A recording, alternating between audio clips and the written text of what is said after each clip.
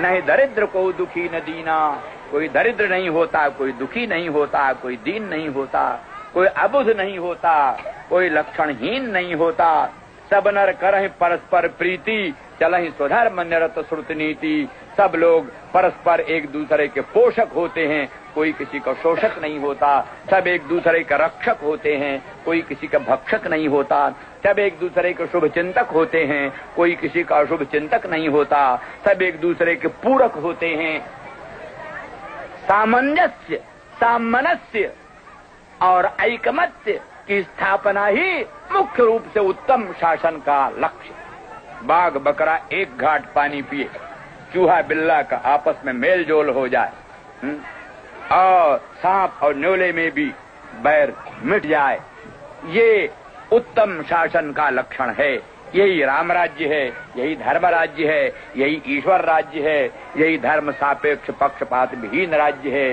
इसी राज्य का वेदों में वर्णन है, रामायण में वर्णन है, महाभारत में वर्णन है। यही राम राज्य है, यही धर्म राज्य है। इसी के द्वारा राजा, प्रजा, शासक और शासित सबका कल्याण होता है, सबका अभ्युदय होता है। लोग कहते हैं कि राजनीति में साधु सन्यासी को नहीं आना चाहिए। People say that a sadhu should not enter politics, that good people should not enter politics. I say to such people that they take for granted that politics is the property of crooks, that only crooks should be free to do what they please in politics, and good people should not interfere. The fundamental question is, what actions lead to the rise and fall of dharma, the rise and fall of righteousness? For example, if by telling a lie you protect 20 Brahmins or 10 cows, then telling a lie is dharma.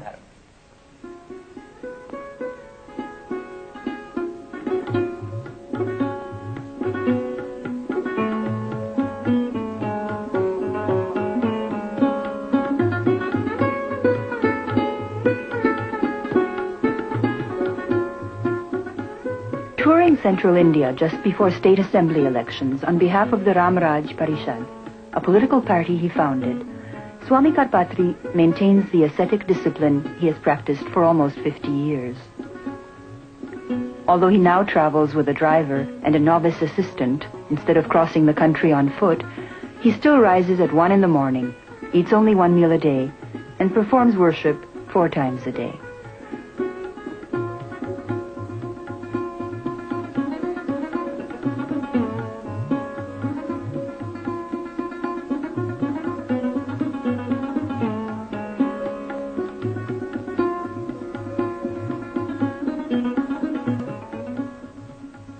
Swami Karpatri has published more than 20 books of scholarship and social commentary, many of them dealing with the relation of politics to religion.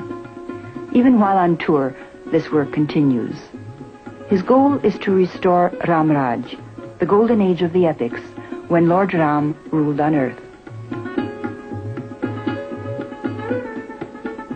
For many devotees, Swami Karpatri is an incarnation of God. His biography tells that as a boy, he repeatedly ran away from his village home, wanting only to withdraw from the world and devote himself to spiritual endeavors. After years of extreme penance, he received enlightenment, and only then, at the age of 23, did he seek initiation into a monastic order. Swami Karpatri chose to play the role of an activist in the world he had renounced. He entered the political arena impelled by his opposition to the social reforms of Mahatma Gandhi and other leaders of India's independence movement. He himself led movements against the partition of India and later, after independence, against cow slaughter. On both occasions, he was jailed.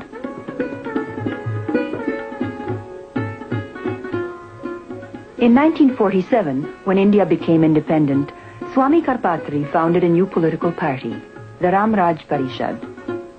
The party won several seats in parliament in the first few national elections. Swami Karpatri did not run for political office, but he arranged the party's slates, negotiated with prospective candidates, and defined issues. Over the years, the party's electoral appeal has nearly vanished, but many of the issues it raised continue to appeal. And these are the issues which Swami Karpatri continues to expound.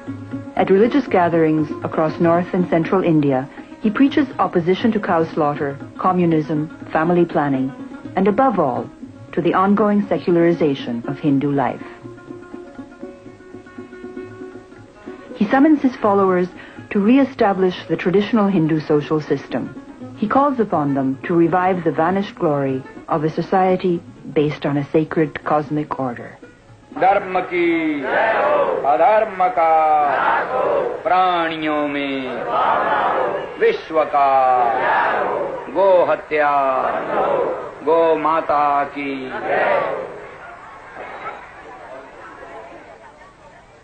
Her her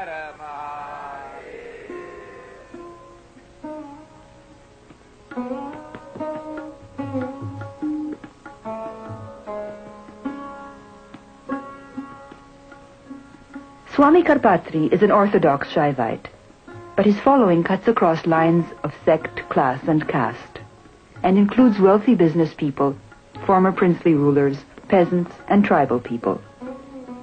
These villagers are receiving prasad blessed by Swami Karpatri. They do not know his name or of his prominence.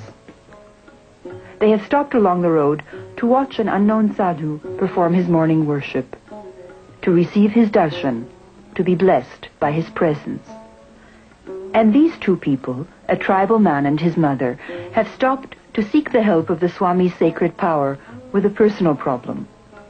They are attempting to make an offering to Swami Karpatri through his assistant, who is busy packing up the worship vessels. Their hope is that the Swami's spiritual power might cure the man of his epileptic condition.